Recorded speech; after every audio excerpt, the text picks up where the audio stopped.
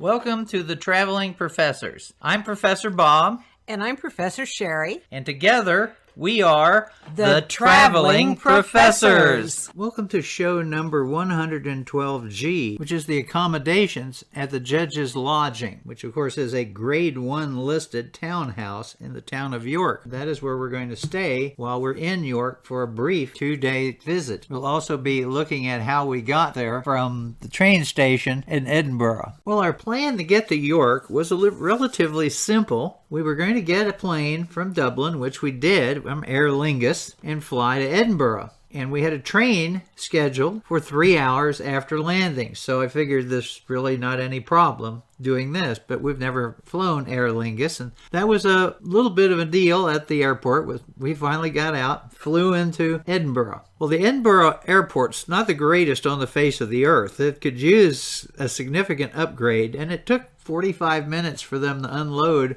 our luggage of the 3 hours that we had to make our connection. At least we had our luggage. That's a good thing. Now you have 3 choices getting from the airport to Waverly Station. You can go by taxi, which is what we did, and that cost us about £50. And we did get a circuitous route, although it was kind of nice to see some of the inner aspects of Edinburgh that we're going to visit later on. But you could certainly do that cheaper. There is a tram. It has a stop right by the train station. That's only about £9 or £10. Or you can take the air transport bus, which actually stops a half a block from the train station. Actually, it was right where our hotel later on in the trip will be. So anyway, we get out at the station. So here we are. Here's an aerial view of the station. It's one of the biggest in this part of Scotland. And I thought it would be laid out pretty much like all the others in Europe. Well, yes and no. It has multiple levels without a whole lot of centrality. So here we are going down several flights of stairs. And then we start running into these signs.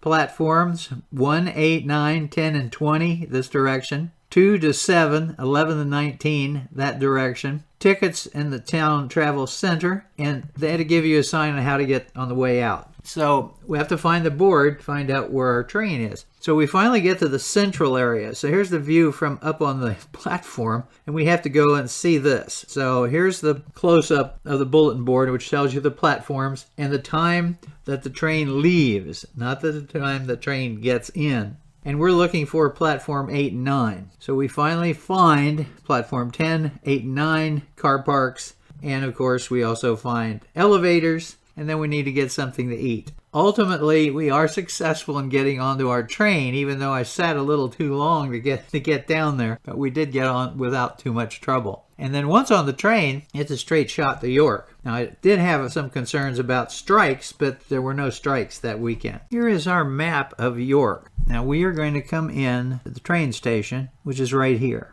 And our hotel is located right here. So it's about a 15-minute walk. It was uphill, but it was pretty easy to get to. It was easy to come back. Now you'll notice on this map, you see all the purple roads. Those are pedestrian walkways for the most part. They do have service uses at certain times of the day. And most of the places we're going to be are within 10-minute walk of where we're staying. So we'll be getting back to this a little bit later on. So we get off the train, we cross the bridge, we come to the main street, we take a right, and here's what we see. This is what is known as the Judge's Lodging. This was originally built late 1600s and 1700s, and then later on used as a place for the judges who came for the various courts to stay while they were there doing their court business. This is actually a landmark. It is a grade 1 historical site, and it is actually built on part of the Roman fortifications. They found that out while they were working on the basement. Now, staying here, believe it or not, was an incredible bargain. It was £200 for the first night, so that's,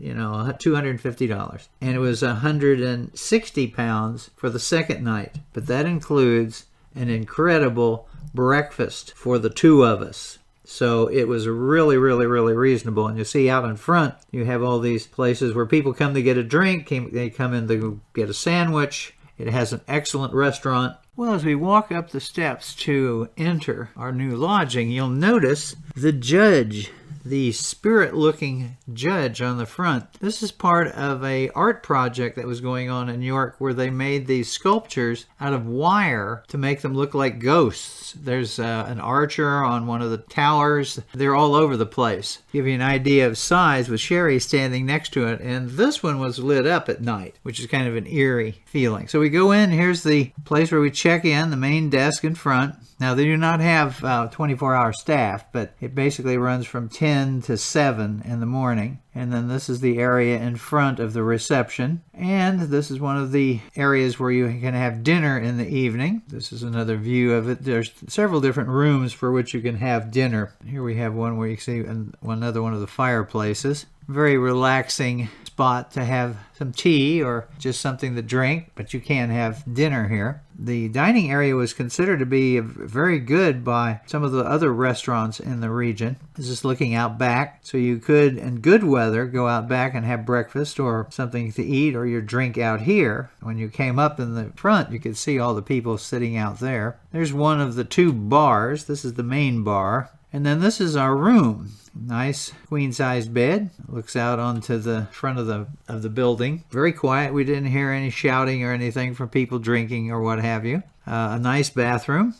Small, compact, with a tub. And then when you go back out to the reception, if you go through this door and go downstairs, that's where breakfast is served. Now, we had to leave earlier than they normally had breakfast, and there were staff there, and they did fix us something for breakfast before we left. Now, to give you an idea of how you can get around, which is pretty easy, we're going to take a real quick trip to this spot right up here, which is Minster, the giant cathedral in the area. So we simply go out of the hotel, we take a left and head down the street to the first intersection, and then we take a left at this intersection, go down to where the next church is located, which you see here, and then continue to the left side of the church. And now it's a straight shot because you can see the Minster Tower straight ahead. And you see some of the shops along the way, some of the old buildings, Tudor-style buildings. And we just continue on until we get down to where the Minster is. And there's the statue of, or I should say the bronze of Constantine, because this was an area which Constantine controlled, and it's where his soldiers suggested after the death of the Roman emperor that he should be emperor.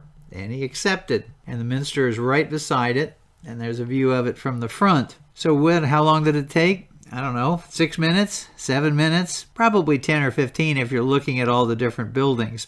And then when you turn behind from where we're standing in front of the Minster, you'll see one of the towers. This is one of these surviving Roman towers that, of course, has been vastly increased because this is an important place in the Middle Ages and in the English Civil War. And here is a map that they provide to show you the areas of the wall where you can walk. And when Sherry and I come back to this to show you what the walk is like, we'll be taking the section from right here to where you can get out of it a second time and then down. So we'll just do the corner. But you can do all of the main entrances. And from this map, if you're looking at what is the Roman fort and what is the Roman town is on the side where the railroad station is located of the river. And on the other side, that is the Roman fortification. And then this is what it looks like getting up on the wall and wandering around. They have towers, they have all sorts of different things. And one of the things really nice about this is obviously you get a great view of the Minster Cathedral because it's so large and the buildings are so close to it, it's impossible to get a really good picture of it from the front or the back and get everything in. But the yards and the